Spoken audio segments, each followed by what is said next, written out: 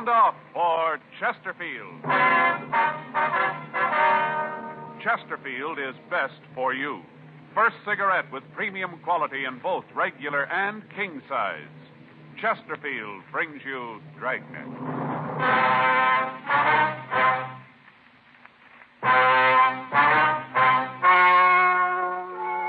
Ladies and gentlemen, the story you are about to hear is true. The names have been changed to protect the innocent.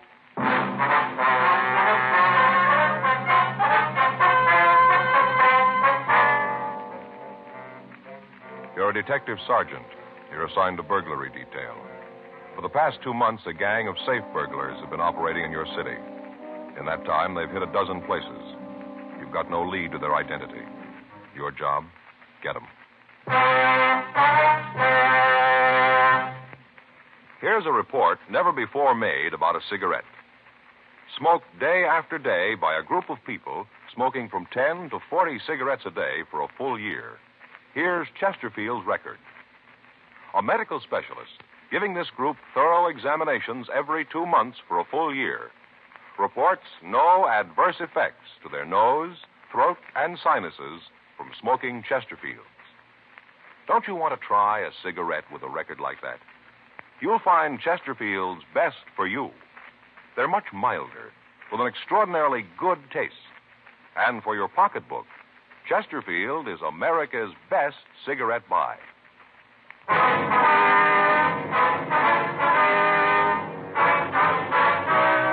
Dragnet, the documented drama of an actual crime.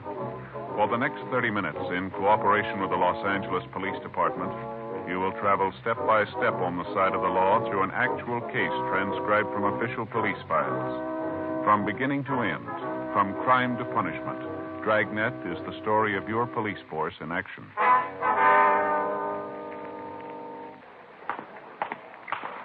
It was Tuesday, August 10th. It was warm in Los Angeles. We were working the day watch out of burglary detail. My partner's Frank Smith. The boss is Captain Wisdom. My name's Friday.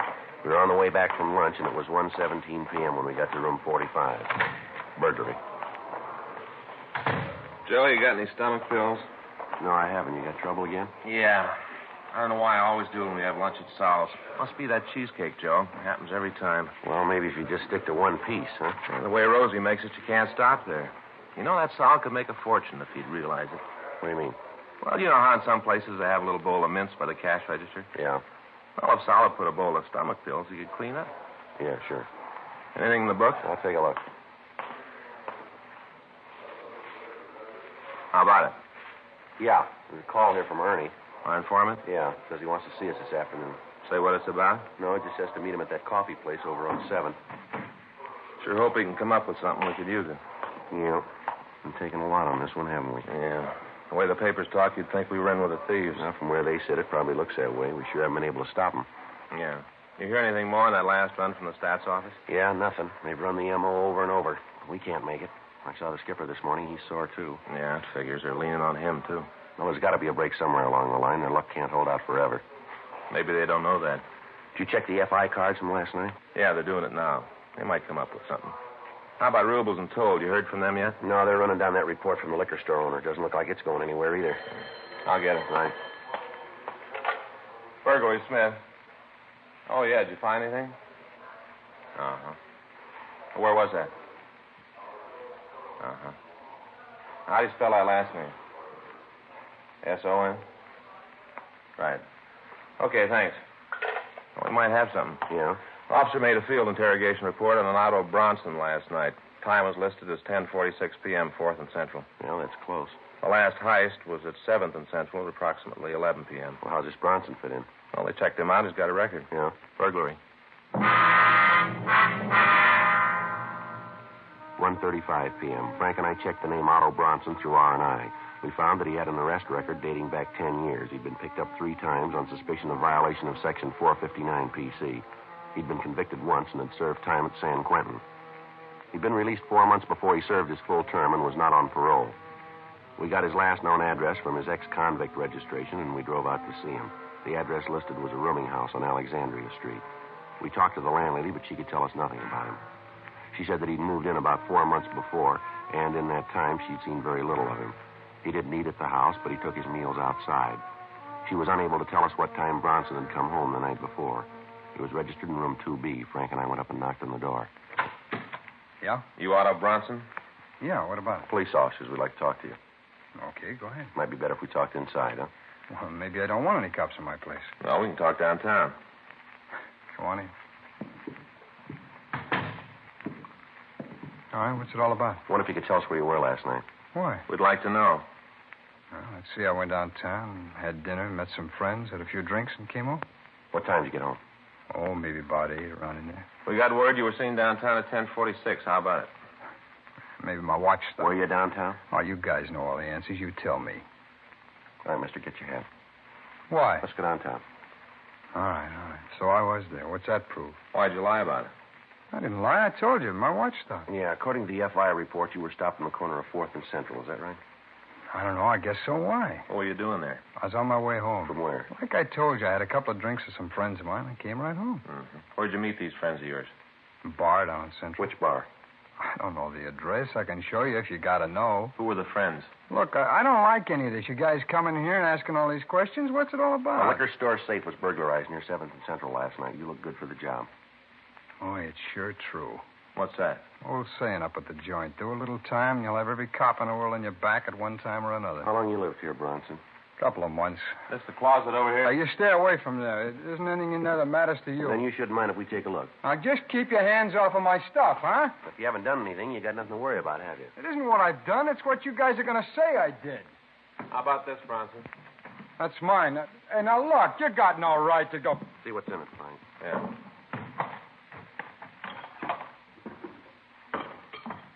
Now, how about this, Bronson? I never saw this before in my life. It's a frame you guys are trying to tie onto me. Well, it won't work, cops, and you know it won't. How do you explain these two? I don't have to. They belong to a friend. He asked me to take care of them. How about this, Bronson? Can't see, Joe. What is it? Cutting torch. Looks like it's been used lately. 2:15 p.m. We searched the suspect's room. We found nothing further that would tie him in with the burglaries. We talked to the other people in the boarding house, but they couldn't give us any further information. They were unable to tell us if Bronson had any friends, and the landlady told us that he hadn't gotten any mail since he'd been there. We called the office and arranged for a stakeout on the boarding house, and then we took the suspect downtown to the city hall. We talked to him for an hour, 4:16 p.m. That's where you stand on this thing, Bronson. Now you make up your mind. You want to take the beef by yourself? You're going to tell us where you got the tools. I've been telling you. I didn't know anything about the tools. I got them from a friend. He asked me to keep the suitcase for him as a favor. He asked me to keep them for him, and that's all I know. Well, what's the friend's name? Like I told you, it's a fellow named Shorty. What's his last name? I don't know. If I knew, I'd tell you. I got no reason to hold back on it. I didn't have nothing to do with the jobs. Otto, we were talking to you about one burglary. What do you mean by jobs? Well, just the way you guys talk, I figured there was more than one. You know what we're talking about. I don't. I'm telling you the truth. I don't. When'd you last see this Shorty? When he gave me the suitcase. When was that? A week, maybe 10 days ago. Where'd you see him? In a bar down on 7th. And he just gave you this suitcase, asked you to take care of it for him? Is that what you expect us to believe? That's the truth. Well, that's kind of hard to I buy. can't help that. That's the way it happened. Well, your friend sure left you in a good fix, didn't he? What do you mean? Well, looks like you're going to have to go this route by yourself. How do you figure that? You got the tools, you got a record. You were in the vicinity just before the safe was burned. You look real good for it. Well, I ain't going to take it alone. Well, you haven't got much choice. Well, what happens if I help you get the rest of them? It'll be marked down that way. Is that all you can do? That's all.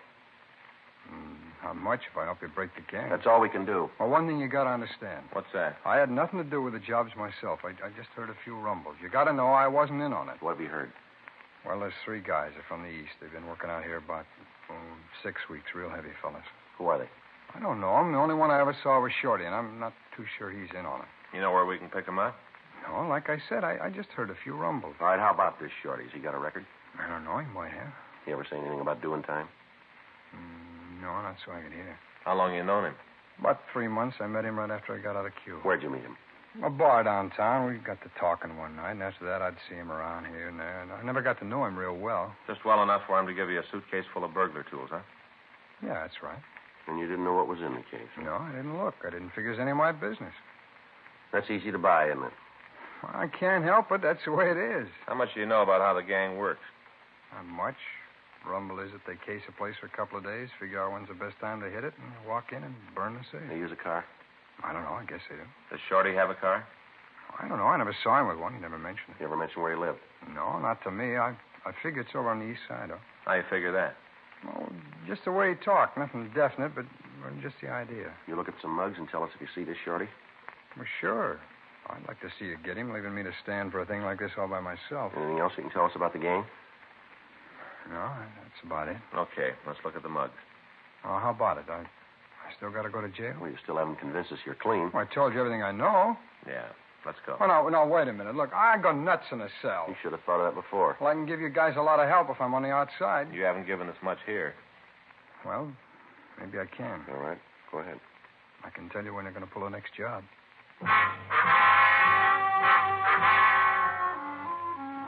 We continued to talk to Otto Bronson. He told us that he'd heard the gang was planning to rob the safe of a large chain grocery store in the southern part of the city. He gave us the date and the time that the operation was expected to take place, but he was unable to give us the exact details of how the burglary would be committed. The suspect couldn't tell us whether a car would be used or how the store would be approached. He was unable to give us a description of the other two men in the operation, but he did give us a description of Shorty. We ran the name through the moniker file in R&I. We got back 285 possibles and had the mug shots on the suspects pulled. These were shown to Bronson, but he failed to make an identification. We showed him our mug files on known burglary suspects, but he again failed to come up with an identification. The burglary tools were booked as evidence, and then Frank and I talked with Captain Wisdom. It was agreed that it might be better to release Bronson and have him followed. 8:31 p.m. The suspect was released and placed under constant surveillance. The date Bronson had given us for the next burglary was the following Saturday, August 14th. Frank and I made arrangements to place a stakeout on the store. We checked the store and found that there were two entrances, one off the parking lot to one side of the building and one on the street. We took up our position so that both doors could be seen. The area was placed under a Code 5 call so that the stakeout would not be burned. Frank and I waited. 10 p.m., 11, no sign of the burglars. Midnight came and went. At 5:30 a.m., the stakeout was called off, and Frank got to a phone. Yeah, uh-huh. When was that? Yeah? Okay, we'll be right in. Joe? Yeah, anything? Yeah, they lost the tail on Bronson. At approximately 10:30 Saturday night, Otto Bronson had gone into a theater on South Spring Street. The officer following had entered, but had lost the suspect in the darkness. The next morning, Sunday, August 15th, we got a report that Bronson had turned up at his rooming house at 7:45 a.m. I got a call from the business office with this information, and at 8:20 I picked up Frank and we drove over to see Bronson. Who's there? It's Friday. Oh, just a minute. Hi. Come on in. Well, you guys are up early this morning. How'd it turn out last night? What are you trying to pull, Bronson? What do you mean? You know what we're talking about. Nothing happened last night. Hey, you mean they didn't break into the place? That's it. I can't understand that. From what I heard, they had it all cased. Where were you last night? Well, you figure I had something to do with it, huh? We just asked you where you were. Oh, what's the matter? Hey, the tail you had on me get lost? We're waiting for an answer, Bronson. I went to a movie and then came on home. You came right home after the picture, huh? Yeah, that's right. Right home. How come it took you so long? Now, what's that mean? You didn't get home until this morning, did you? You guys are pretty thorough, aren't you? Where were you? All right, I stopped and saw a friend. We got to drinking. Forgot all about time. That makes me a pigeon for you. Come on, Bronson. Let's go downtown. What for? I haven't done anything. You gave us wrong information about last night. Well, that's not my fault. I'm not running with the guys. I told you what I heard. Now, it's not my beef that it didn't work out. From what I knew, that was the way it was going to be. All right, let's go. Well, now, just a minute. Look, we can work this out, huh? I'm afraid not. I leveled with you guys. I'm not giving you a snow job. That's the way it is. Look, you got nothing on me. If you had, you wouldn't have let me go before. Now that I think about it, I don't like the idea of the tail on me. What are you guys going to prove with that? The way you act, it's no wonder you get no cooperation from anybody. It's no wonder at all. All right, now you've made your point. Let's go downtown. Yeah, who is it? Mr. Bronson, it's me, Kelly. It's a landlord. Yeah, what is it? Mr. Friday here? Yeah, I'm Friday. Phone call for you. You can get it here in the hall. Thanks. You get it here. Thank you. This Friday. Yeah. Mm-hmm. When? Right. We'll be right there. Thanks a lot. Frank? Frank? Yeah? It's the business office. We got to leave. Yeah? You called it, Bronson. They worked last night, all right? See, I told you. Yeah, we staked out in South L.A. So? They hit in West L.A.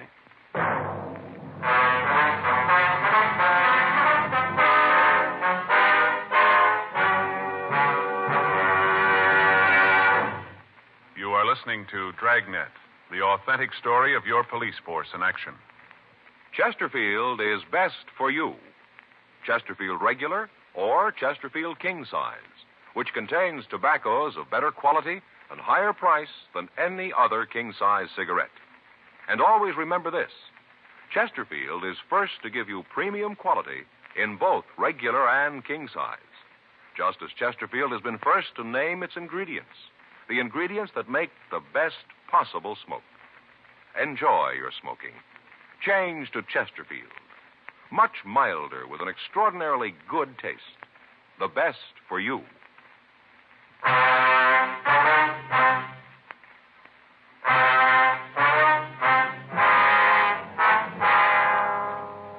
"9:15 a.m. Frank and I contacted the West Los Angeles detectives and drove out to the scene of the latest burglary.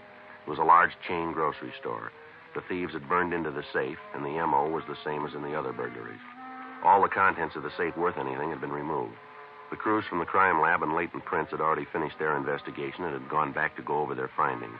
Frank and I talked to the manager of the store, Mr. Charles Gleason. Well, let me see, Sergeant. The first I knew about it was when they called me to say that the safe had been robbed. Mm-hmm. Any idea how much was taken? Well, I'd just be guessing with the officers working around here. I didn't get a chance to check it yet, but I'd say about $5,000 or $6,000. The weekend and all, we'd done a pretty good business, and I didn't get a chance to get to the bank. I had all that money in the safe. Of course, I'll have to check the books to tell you exactly how much they took, but like I said, it was probably $5,000 or $6,000. Do you have a burglar alarm system in the store, Mr. Gleason? I beg your pardon? I said, do you have a burglar alarm system in the store? Yes, and that's a funny thing. I can't understand why it didn't work. The officers who were here from your crime lab, is that it? Yeah, that's right, sir. Well, they said that evidently it had been turned off somehow. I don't understand it, but that's what they said. I see. I wonder if you could give us a list of your employees. Well, yes, certainly, but you don't think that any of them had anything to do with this, do you? Well, they've all got to be checked out, sir. Can you give us the list? Oh. Well, yes, I can. I guess that's right, but I'm sure that none of them were involved. Well, Mr. Gleason, have you noticed anyone hanging around the store, anyone that might have looked suspicious to you that you can remember? It'd be awfully hard to say. We do a lot of business with all the people who come in and out. It's kind of hard to say. Yes, sir, we understand. But could you remember, was there anyone who attracted your attention? Maybe someone unusual, somebody loitering in the neighborhood, maybe around the store? No, sir, not that I can think of. Mm-hmm. Was there anything that was taken from the safe that might give us a lead, something that might not ordinarily be in there, something that you could identify easily? No, I don't think so, just the money. Of course, there were several checks. Oh, Ones what do you say? checks that we cashed for the customers. They might have totaled $500. I can give you a list of them. We have them photographed if you want copies of them. Yes, sir, that'd be a big help. Oh, officers, there was one more thing. Yes, sir, what was that? Well, you know how people lose things. Yes, sir. A couple of days ago, we found a watch. It looked expensive. We found it in the back of the store. That was in the safe, too. Everything's gone. Must have taken that, too. It isn't there now. Well, can you give us a description of the watch? Yes, I can. I noticed it because, well, to be honest, I was kind of hoping that nobody would claim it. You keep things like that around here for a couple of days and then turn them in to you. I'd like to have had that one myself. Certina, it was a gold case with a white face, only had a few numbers. Some of the spots were just the little gold spots. Yes, I mean, the spots were... The numbers, the numbers, the little gold spots.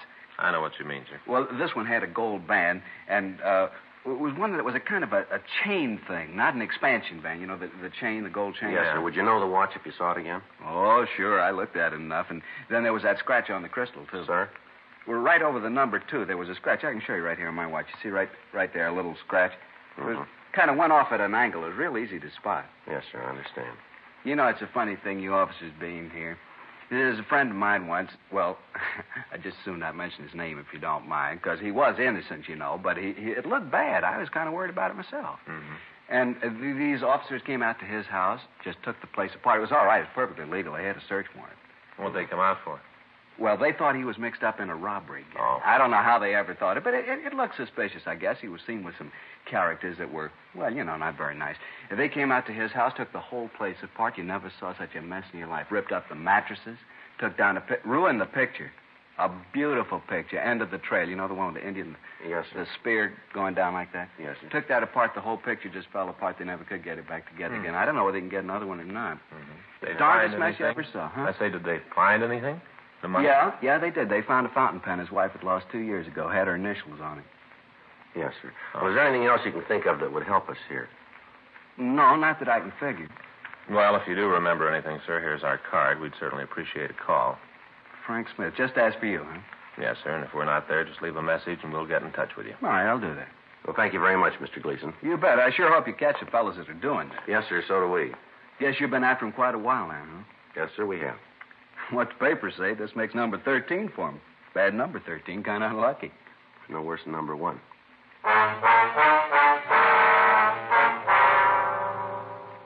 Frank and I went back to the city hall and completed our crime report. We contacted the crime lab and latent prints and found that they'd come up with no physical evidence at the scene. From the M.O., it could be definitely established that they were the same suspects we were after. We obtained a list of the employees of the store and checked them out. We came up with no new leads. A list of the checks that had been taken from the safe were given to forgery detail. Frank and I went to Otto Bronson's rooming house and brought him down to the city hall for questioning. Maybe if you guys had spent a little more time doing your job and less time bothering me, you'd end up catching those fellas. Don't worry about it, Bronson. We'll get them. We'd like to go over what you did last night again.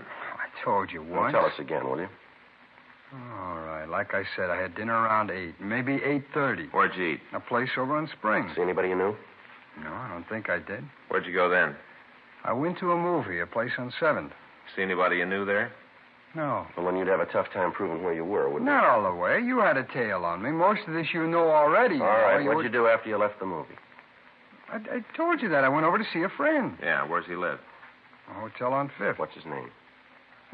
Oh, look, I don't want to see him dragged into this. If he's clean, he's got nothing to worry about, huh? Yeah, sure, but you guys go over and talk to him. It's a lot of embarrassment for him, and I just don't want it. All right, let's go. Oh, no. You going to book me? That's it. I told you what being in a cell does to me. You should have thought about that before. All right, I'll tell you who he is. Well, go ahead. His name's Anderson, Mark Anderson. You ever fallen? No, he's clean. Sure about that? Yeah. Now, I suppose you want to go over and talk to him, huh? Yeah, we'll get to it. You're still going to book me? We haven't any choice. Look, I told you what I know, Sergeant. I told you everything. I can't help it if I was wrong. Look, it's no crime to make a mistake, is it? I never read about no law that says you can't make a mistake. Well, why don't you tell us the truth about what you know about these burglaries, I then? told you. What you told us we can't buy. Well, that's tough, fella, but that's the way it is. Now, I told you what I know. There isn't any more. Now, if you want, go on. Check with Mark Anderson. He'll tell you I was with him all night. He'll tell you. I don't want no trouble, you guys. He'll tell you, and that's the truth. Really, I'm telling you the truth. Yeah, we've heard that before. 6:40 p.m. We booked Otto Bronson at the main jail on suspicion of burglary. Before he was put in his cell, we got the address of Mark Anderson. After we'd finished with the booking, Frank and I drove over to the hotel on 5th Street. Anderson was registered in room 812. The desk clerk told us that Anderson was in his room. He was unable to tell us much about Anderson because, as he explained, he'd only worked at the hotel for a week and hadn't seen much of him. We went upstairs and knocked at the door. Yeah? You Mark Anderson? That's right. Who are you? Police officers. I'd like to talk to you. Sure, come on in. It's my partner, Frank Smith. Anderson. What do you want to see me about? You know a fellow named Bronson, Otto Bronson? Yeah, sure. I know Otto. When'd you see him last? Hey, what's this all about anyway? Otto done something? Just a routine investigation, Anderson. When was the last time you saw Bronson? Routine, huh? That's right. I saw him last night. Where'd you see him? Here, he came up and sat around, killed a bottle, talked it up. Mm-hmm. What time do you leave here? Must have been about 7:30 this morning, something like that. All right, sir. Thank you very much. Sure, glad to help out whenever I can. Otto isn't in any trouble, is he? Like we said, it's just routine. Mm-hmm. Well, anything more I can do to help out, you let me know. Huh? Yeah, we'll do that. You leaving right away? Yeah, that's right. We'll be getting back to the office. Well, I'll get my coat and walk down with you. I got a date in 15 minutes. Gonna have to romp It's a on nice her. watch you got there. Yeah, it's new. Let me take a look at it, will you? Well, it's just a watch. If you don't mind, I like to get going. Let me see the watch. Sure, no reason you can't. Here. You notice this scratch on the crystal here? Oh. I never saw that before. Guess I'll have to take it back and get another one. Let me see it, Joe. Yeah. Yeah. Did you buy this watch? Yeah. Where? Well, jewelers down the street. You get a receipt for it? No, I didn't. I know the guy. I didn't figure I'd need one. What if we could take a look through your room? Why? What are you looking for? Just like to take a look. You got a search warrant? No, we can get one if we have to. Well, then you better go get one. I'm not having any cops looking through my stuff. Frank? Yeah. I told you to get a warrant. You got no right to look in there. Something in the closet you don't figure we should see. No, is it's not that. It's just... Well, then there's no problem, is there? Joe, Yeah. a couple of suitcases. You want to bring them out? Yeah. Here they are. This one's kind of heavy. Feels like there's some sort of tools in it. And open it up. Wait a minute. You got the key for this one, Anderson? There's nothing in there for you. We'll figure that, huh? Joe, looks like this other one's open.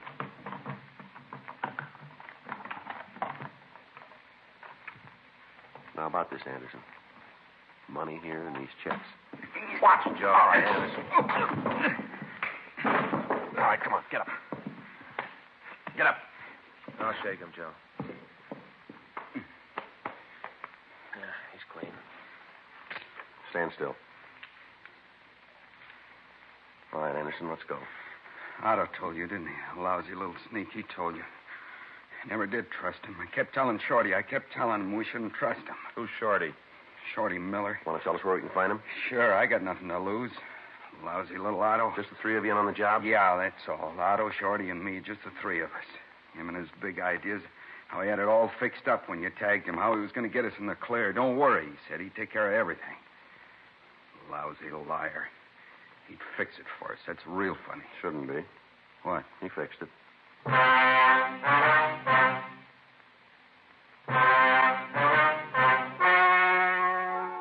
The story you have just heard was true.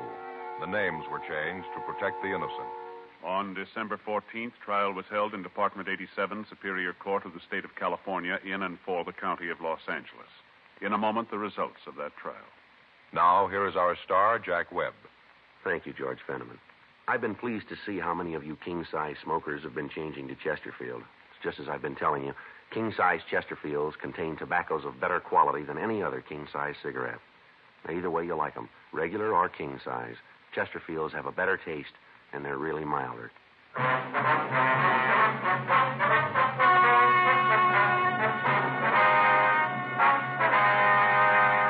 Otto N. Bronson, Mark A. Anderson, and Samuel R. Miller were tried and found guilty of 9 counts of burglary with explosives. They received sentence as prescribed by law. Burglary with explosives is punishable by imprisonment in the state penitentiary for a period of not less than 10, nor more than 40 years.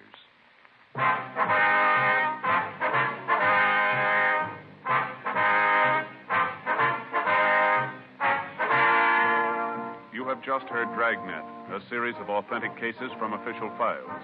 Technical advice comes from the Office of Chief of Police W.H. Parker, Los Angeles Police Department. Technical advisors, Captain Jack Donahoe, Sergeant Marty Wynn, Sergeant Vance Brasher. Heard tonight were Ben Alexander, Vic Perrin, Stacey Harris. Script by John Robinson. Music by Walter Schumann. Hal Gibney speaking. For a million laughs, tune in Chesterfield's Martin and Lewis show Tuesday on this same NBC station. And sound off for Chesterfields. Either regular or king size, you'll find premium quality Chesterfields much milder. Chesterfield is best for you. Chesterfield has brought you Dragnet, transcribed from Los Angeles. Ladies and gentlemen, wherever and whenever people need help, the Red Cross answers the call. When a flood-stricken family needs shelter, when a crippled child must learn to walk and play, and when a wounded soldier needs blood, the Red Cross is always there. And now the Red Cross needs your help. To keep up their many services this year, $93 million is needed. So when the Red Cross volunteer calls on you, please answer the call and give generously.